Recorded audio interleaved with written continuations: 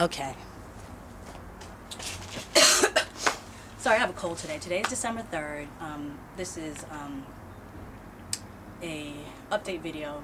A year ago, I did a cut. The story, the long, story is in the description section of my first video upload. It's called Uncute Uncut. And it's an intro to my vlog. This one is going to be called, well, like a year later, right? Almost a year later, like 10 months later. It's pretty good, right? Here we go. My hair has grown a lot. I have developed a regimen and a routine. What I do now is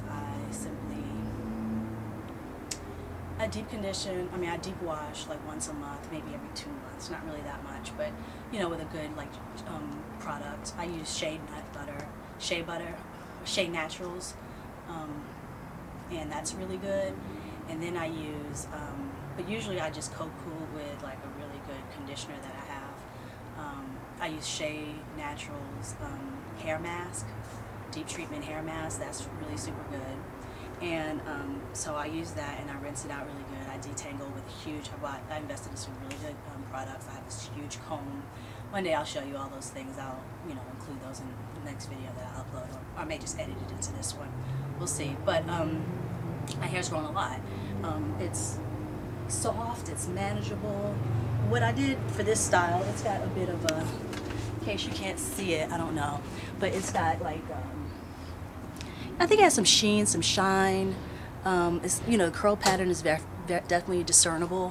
What I did to achieve this is, I'm like just my regular routine. Like every time after I wash, what I do is I deep condition, and then I do single strand coils, usually with Janie Carter Solutions.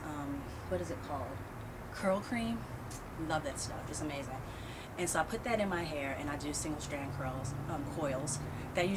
That's where my curl pattern is, and so I just let that, it's really protective too, and I use that for like 2 or 3 days. I usually wear it like that for 2 or 3 days.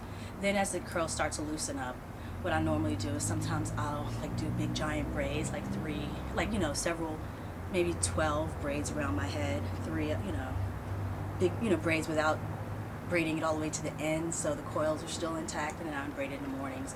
And then, around the 5th or 6th day of wearing it before I'm about to wash it, I'll part it in those same 12 sections or so, and I'll double strand twist it and put them in Bantu knots and secure them with bobby pins and sleep with that overnight. Really deep condition and really great, shea butters. I'm a devotee. Also, any good sealer product, no alcohol. Silicones don't seem to bother me. So I use a lot of that for daily maintenance and shine. Instead of using a just stocking, like a black stocking to pull my hair back, which I don't do every single day, I use a black cross-grain ribbon, a really long one, and I tie it around my head several times. It seems to work perfectly, and it doesn't seem to snag and pull my hair as much, and it's not as tight.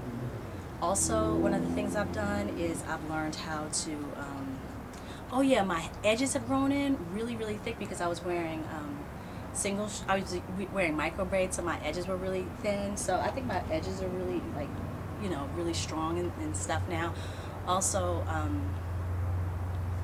excuse me about my cold, but I did notice that I've had to double up on my skin treatment because of all the oils in my hair that my hair really loves and needs, and the moisture and lots of water, lots and lots of water.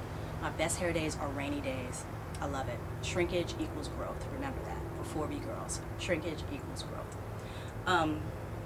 As long as it's moisturized.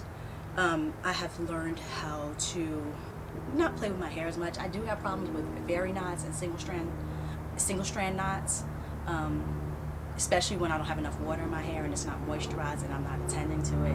I have a bad habit of messing with them and kind of popping them. That's no good. So I've kind of cut them sometimes, and so I'm trying to learn how to ignore them and just accept them for what they are. But it's really hard. Let me see, I'm trying to say everything at once. But that kind of just gives you a gist of where I am. I have learned a lot about myself. I've learned a lot about perceptions of academic professionalism, or just professionalism in general. This is a huge part of my dissertation topic, and so I'm working through the issue of cuteness and or just actually like standards of beauty associated with professionalism and values associated with African American women in that particular context. And so that's one of the things I'm working through. So I'm really trying to, you know, just add my voice to this community. It's huge. This genre of tutorials and sort of words, like sort of, I don't know what the word would be, phonesis, right? That's the ancient Greeks called them. But, you know, this practical wisdom that's, you know, filtering into the mainstream public now about Black women's hair. And in the past, our hair care practices and rituals have been so secretive because there's been so much shame and degradation associated with Black women in this country, and in terms of our sexuality, and in terms of the ostensible value of our beauty. And one of the things, and that's the sort of thing I'm working through in trying to write about this, and also be an exemplar, a rhetorical exemplar of this process.